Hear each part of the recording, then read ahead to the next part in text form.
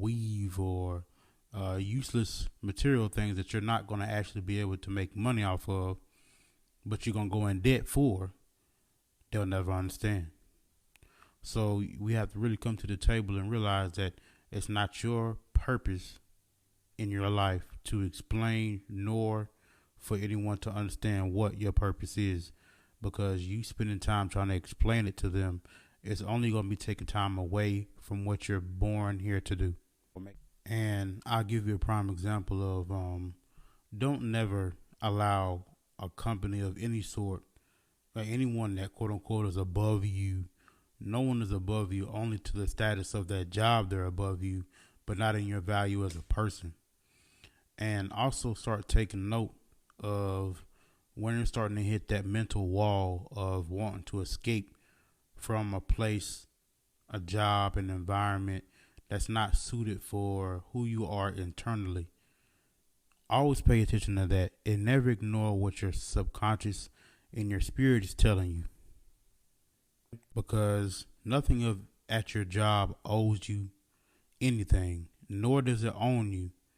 So when somebody tells you, yeah, where do you work at? Oh, I work at such and such warehouse. And that's our warehouse. That's not your warehouse. That's their warehouse. You're working for them, building their dream. And if that one little statement didn't piss you off just a little bit, noticing the fact that you can't call something that's yours and you can work your butt off for 100 million years for a place and you still don't own anything of it, that should piss you off a lot because it's not yours.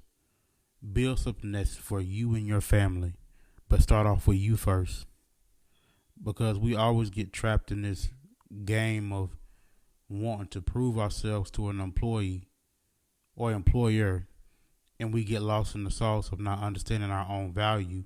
And then by the time that we kind of come across it and understand it and actually embrace it, it's already too late.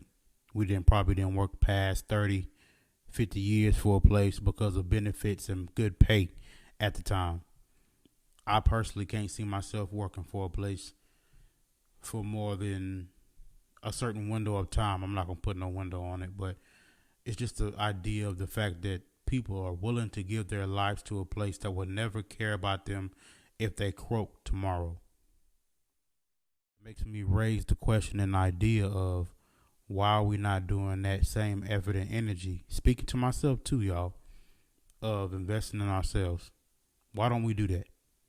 Why is it always someone else's idea that we follow and we support 100% because it's structured, because it's on TV, because we heard our great grandfather or our auntie and nephews talk about it and they say, oh, this has great benefits in the pension. But that was 30 years ago, Grandpa. That was 10 years ago, Auntie. What about right now? COVID and the pandemic has proved to us that nothing outside of your own self-sustainability is reliable. Because one thing that we, speaking on myself when I say this too, is that we choose a place in the company over because of comfort. We choose that company over our family because of responsibilities, in air quotes. But we don't realize that our responsibilities are fading away and the time is slipping from our hands because what? Bills need to be paid and they never stop coming around. But nor does our family when they grow and they get older and older and bigger, no matter the age group. And then by the time that you look up and realize like, oh man, I spent all this time, they're gone. Whether that be in them passing away, college, marriage, their own children, their own great grandchildren, so on and so forth. Then you're just looking lost like, man, what have I used my whole life for and I couldn't contribute anything to my family? I can't do that. That's why I go so hard nowadays, where it's like I've always had this idea. I was meant to do something very special, and not solely because of the ego of the world, but for myself. And when I say for myself, I mean my family, because my family is me. I am that tree that branches off and creates the different pathways for my family, just like the generations before me when they had the same mentality, of course. Mentality is everything, but passing it down like a genetic is also everything, because we can have a part of the world and a part of our culture that is passed down as toxic because it's normal, it's the usual, it's what we know. But if it's toxic, we should never be familiar with it. And what I'm honestly trying to break down to you guys, in all honesty, is just a lot of different things that are going through my head when it comes to the umbrella of and the concept of just being consumed by a machine that's never going to end, whether you be there forever in a month or if you croak tomorrow. They're going to replace every single one of us at some point or another. And we have no control over that, no matter how hard you work. And all I want you guys to take from this particular episode today is find your self-value without someone being over you. Find that desire that you want out of yourself that you deserve. And you have to admit and embrace the fact that you deserve it. You deserve it. No one else outside of your circle or outside of your head deserves what you owe to yourself. So always remember, through every life's devastation, there is always a spiritual elevation. Now that may go over your heads at the moment, very simple in the moment of how you reverse it, or how you look at it rather.